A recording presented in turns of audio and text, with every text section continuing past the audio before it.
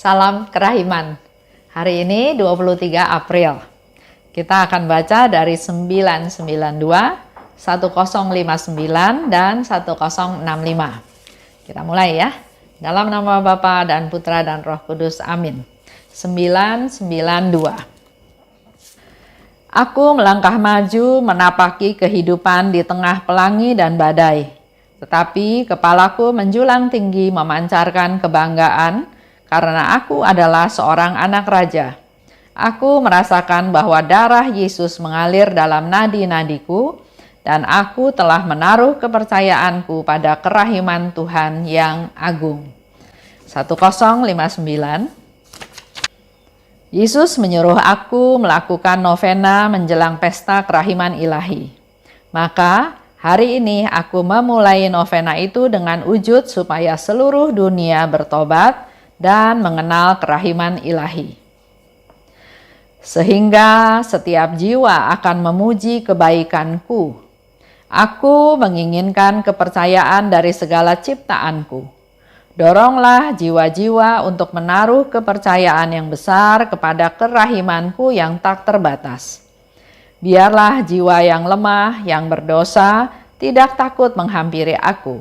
Sebab, kalaupun dosanya lebih besar daripada butir pasir di seluruh bumi, semua itu akan tenggelam dalam lubuk kerahimanku yang tak terhingga. 1065. Yesusku, dukunglah aku apabila hari-hari sulit dan berawan tiba, hari-hari pencobaan, hari-hari penderitaan.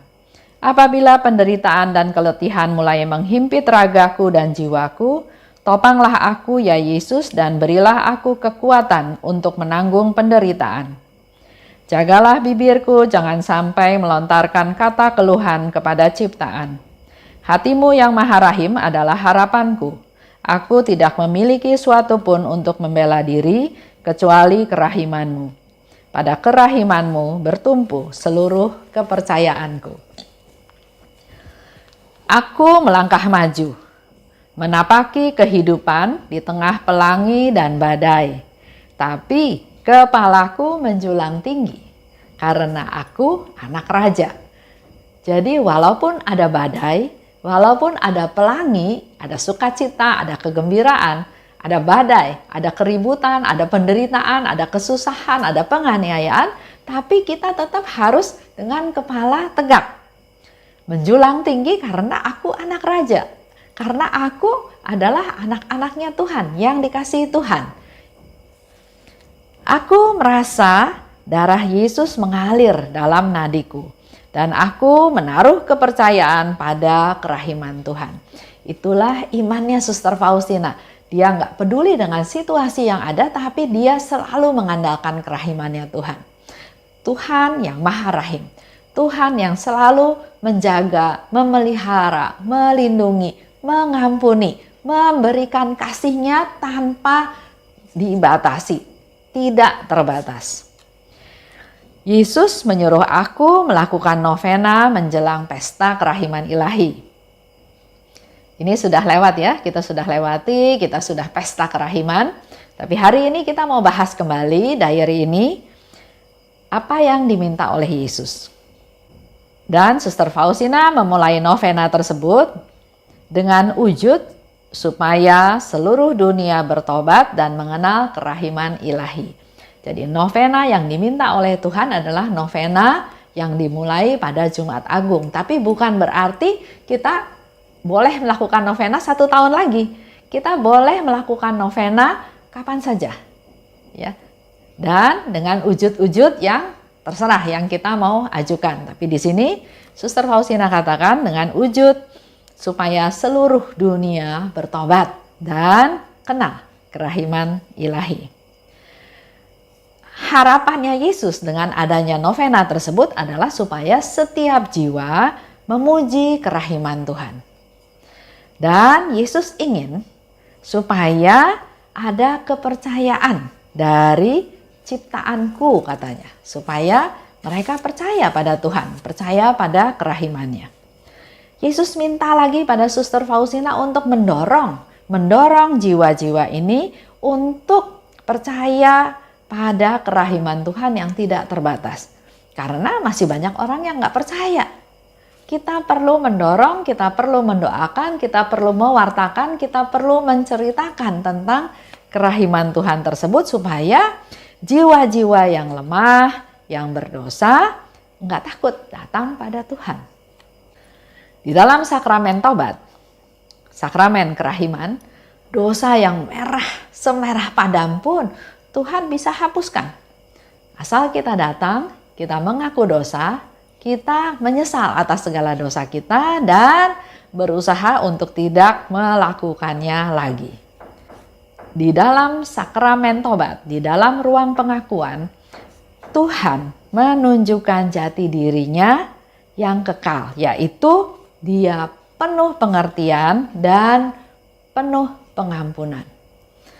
Dosa apapun, sebesar apapun, Tuhan akan ampuni. Inilah bukti bahwa Allah Maha Rahim. Itulah tempat dalam tanda kutip, ruang pengakuan yang dipakai Tuhan untuk menunjukkan jati dirinya bahwa Dia mengerti. Dia mengampuni. Dia tahu kita lemah, tidak berdaya, dan Dia memberikan rahmat kekuatan yang baru untuk hidup kita selanjutnya. Nah, kalau kita nggak mau ngaku dosa, itu kan sama juga dengan artinya dosa itu mau disimpan sendiri, nggak mau diaku. Dia mencintai dosanya, dia nggak mau lepas dosa itu. Padahal kita tahu dosa itu sesuatu yang jelek ya. Dengan kita nggak mau ngaku dosa kan terkesan seolah-olah saya mau tetap keep dosa saya, nggak boleh ada yang tahu, biar saya tetap berdosa. Apakah kita mau jadi orang seperti itu? Padahal kita tahu Tuhan merindukan untuk menyucikan kita.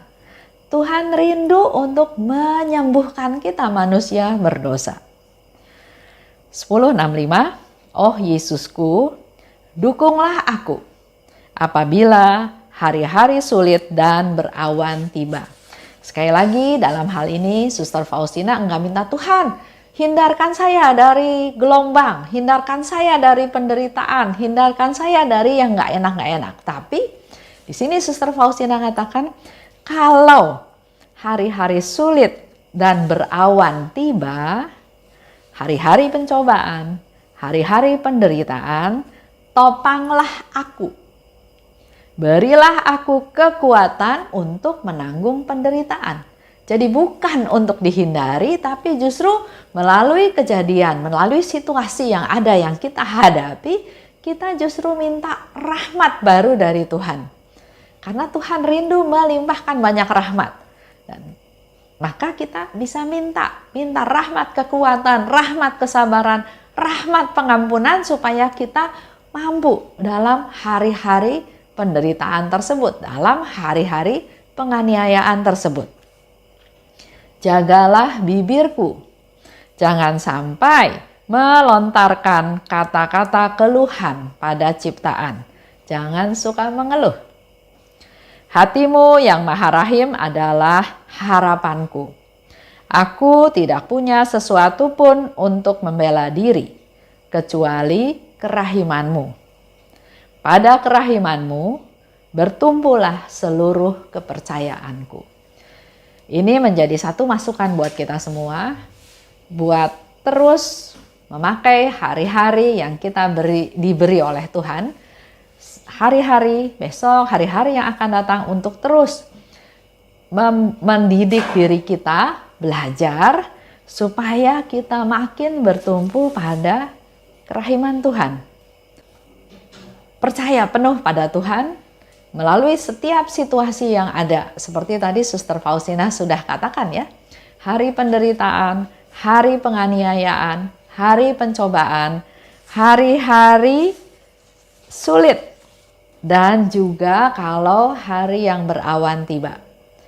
Selalu mengandalkan Tuhan.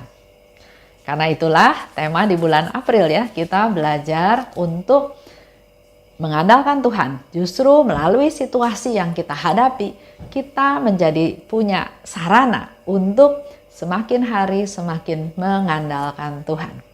Yesus, Engkaulah andalanku. Amin. Dalam nama Bapa dan Putra dan Roh Kudus. Amin. Salam kerahiman.